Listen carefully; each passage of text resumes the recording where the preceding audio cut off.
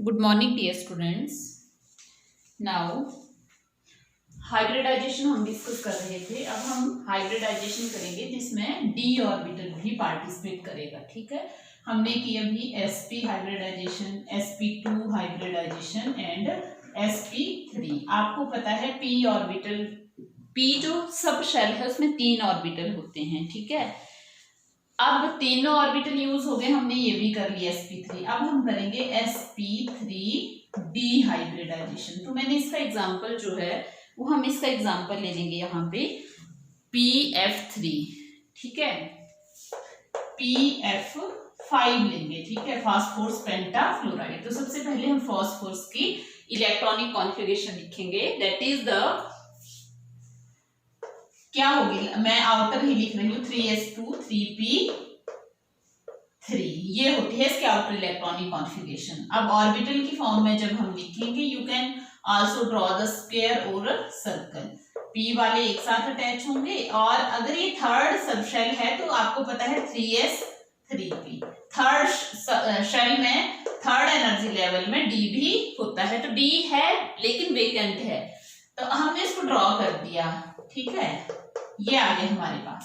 अब यहां से हमें इसका फॉर्मूला देख के पता चल रहा है कि ये सेंट्रल एटम है, ये 5 बॉन्ड बना रहा है। तो हमारी रिक्वायरमेंट क्या होगी कि हमें 5 हाफ फिल्ड ऑर्बिटल चाहिए। ठीक है, 5 हाफ फिल्ड ऑर्बिटल के लिए एक पॉसिबिलिटी है, this is the ground state.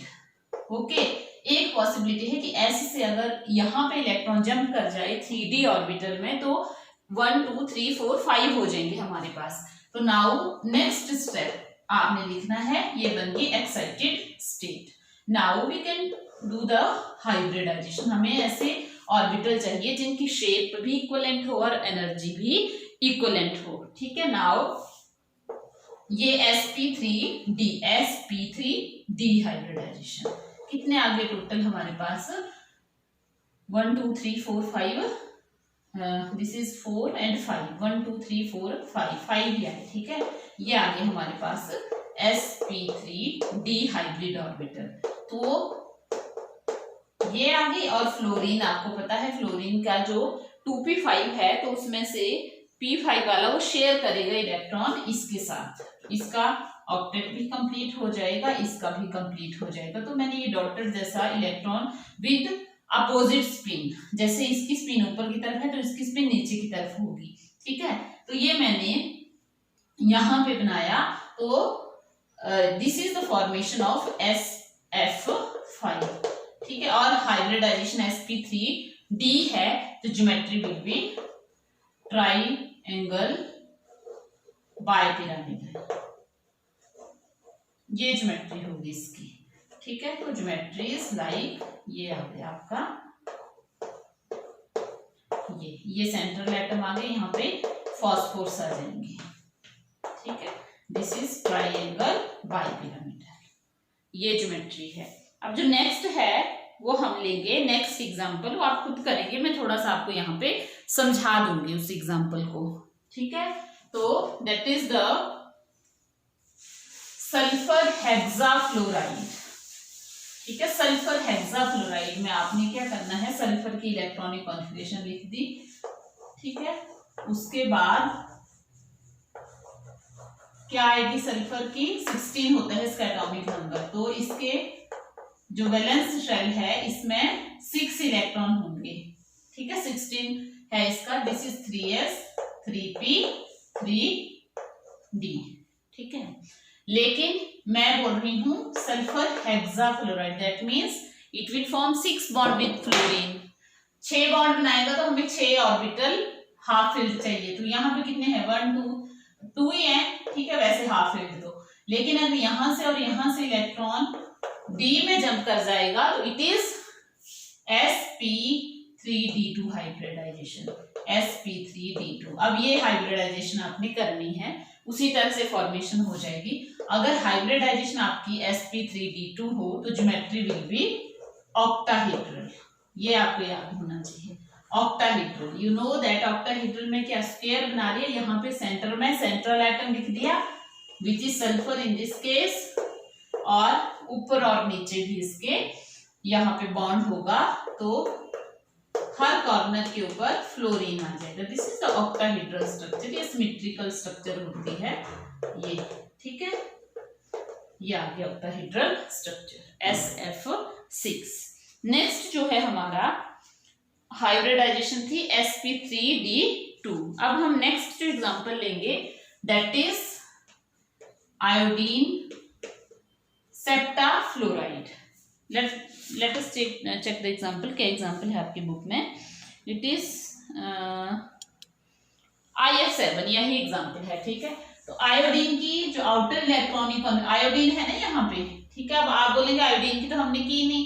देखो जब हेलोजन एटम आता है तो पहले आता है फ्लोरीन, ठीक है, इसमें सेकंड भरा जाता है, उसके बाद सेकंड शेल, फ्लोरीन के बाद आता है क्लोरीन, थर्ड शेल भरा जाता है, उसके बाद आता है ब्रोमीन, फोर्थ, उसके बाद आता है आयोडीन, आयोडीन में फिफ्थ आएगा। और आपको ये भी पता है कि हेलोजन में वैलेंस शेल में 7 इलेक्ट्रॉन होते हैं, ठीक है। तो आयोडीन आ गया यहाँ पे। आयोडीन जो है फिफ्थ पीरियड में है, तो 5s 5p 5d। हेलोजन में जो वैलेंस शेल है उसमें 7 इलेक्ट्रॉन होते हैं, तो यहाँ पे d, तो इसमें वेकेंट है, p ब्लॉक का एलिमेंट है ये, तो 1 2 3 कितने हो गए, एक ही कम होता है ना, p 5 होती है, 5s2 5p 5 ns2 np 5, ये होती है इसकी जर्नल इलेक्ट्रॉनिक कॉन्फ़िगरेशन। तो ये आ गया। अब हमें अकॉर्डिंग टू फॉर्मूले से क्या पता चल रहा है, इसकी जो बॉन्ड है वो कितने बनाए गए, 7 बॉन्ड। 7 बॉन्ड का मतलब हुआ कि हमें 7 हाफ फिल्ड ऑर्बिटल चाहिए। यहाँ तीनों जो पेयर्ड इलेक्ट्रॉन है यहाँ से शिफ्ट हो जाएंगे और ये यहाँ पे आ जाएंगे, ठीक है। कितने हो गए टोटल, 7। ये आ गई इलेक्ट्रॉनिक कॉन्फ़िगरेशन, ठीक है। अब फ्लोरीन, अब क्या हाइब्रिडाइजेशन आएगी, sp3d3, ठीक है।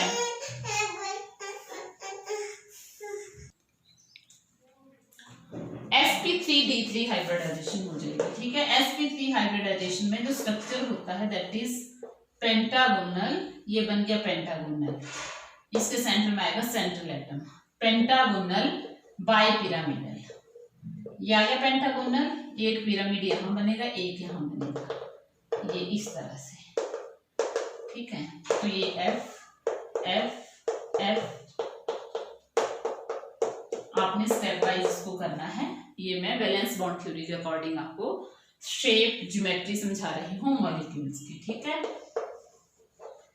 पेंटागोनल बाइपिरामिडल,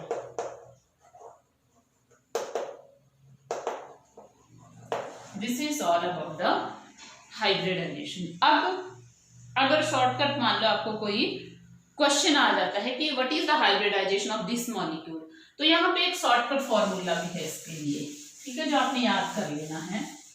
और निकालते कैसे हैं वो भी you can do the practice from the table. Hybridization कैसे निकालेंगे, that is equal to 1/2 number of valence electron, ठीक है, नंबर ऑफ वैलेंस इलेक्ट्रॉन या number of monovalent atoms.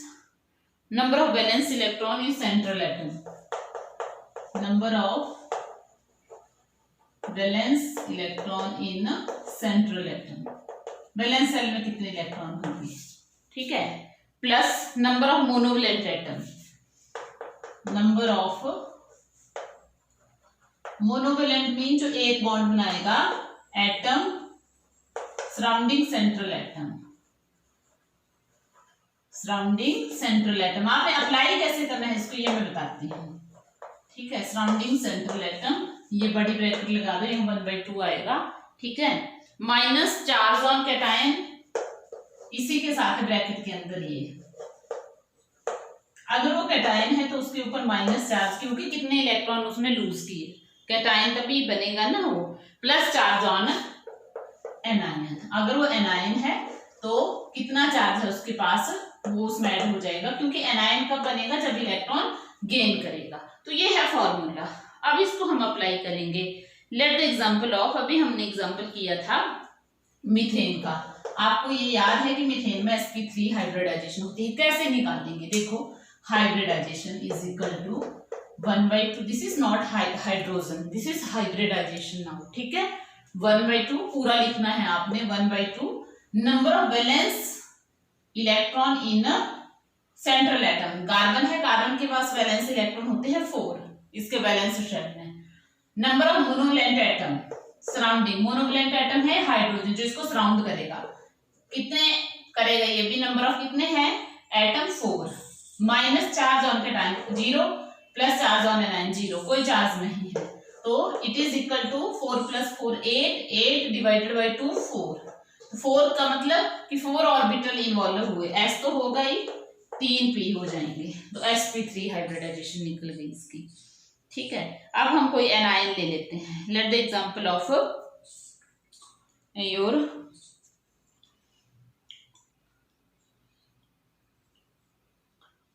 CO3 2 negative, ठीक है,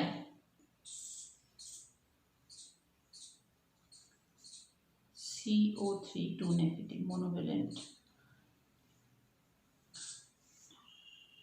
या जिसके ऊपर भी चार्ज है, ऑक्सीजन जो है मोनोवैलेंट नहीं होती है, ठीक है, तो हाँ CO3 2 नेगेटिव ये ले लिया हमने।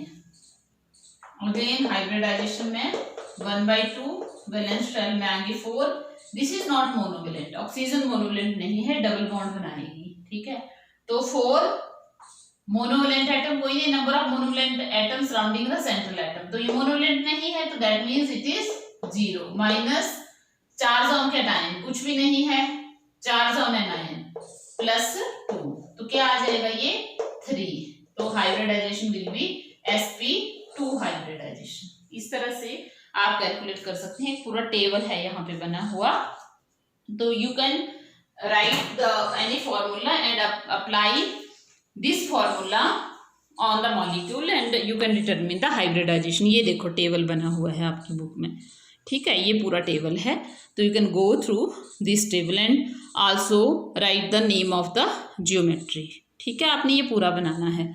नेक्स्ट है यहाँ पे आइसोस्ट्रक्चरल species, आइसोस्ट्रक्चरल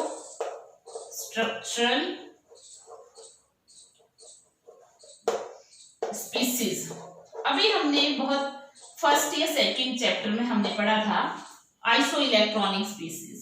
what is iso electronic species? Iso electronic species होती हैं जिसमें नंबर ऑफ इलेक्ट्रॉन सेम होते हैं, ठीक है, आइसो मीन्स सेम, इलेक्ट्रॉनिक, ठीक है, that related to the number of electron, you can remember like that. Isostructural means structure, iso means same, ऐसी स्पीसीज जिनका स्ट्रक्चर सेम हो, ठीक है, they are known as iso electronic species. तो MCQ में question आता है कई बार कि ग्रुप दिए हैं 3 स्ट्रक्चर, फॉर्मूले दिए हैं 3 मॉलिक्यूल्स के, आयंस के, और आपने उसमें बताना है कि कौन सा पेयर जो है वो आइसोस्ट्रक्चरल है। Example BF3 NO3 negative CO3 2 negative, इनमें सब में जब आप हाइब्रिडाइजेशन निकालेंगे ना, अभी मैंने बताया, तो सब में क्या होगा, sp2 हाइब्रिडाइजेशन होगी and structure will be trigonal planar, ठीक है। इसी तरह से CH4 टेट्राहेड्रल स्ट्रक्चर होता है इसका, ठीक है, SO4 2 नेगेटिव, जब आप इनका निकालोगे ना हाइब्रिडाइजेशन, तो इनका सबका जो स्ट्रक्चर है वो निकलेगा, हाइब्रिडाइजेशन होगी sp3 और स्ट्रक्चर इनका जो नीचे मैंने लिखा, इनका सबका स्ट्रक्चर होगा टेट्राहेड्रल। तो such type of species having same structure is known as, कौन सी स्पीसीज बोला मैंने, आइसोस्ट्रक्चरल स्पीसीज, ठीक है। Thank you.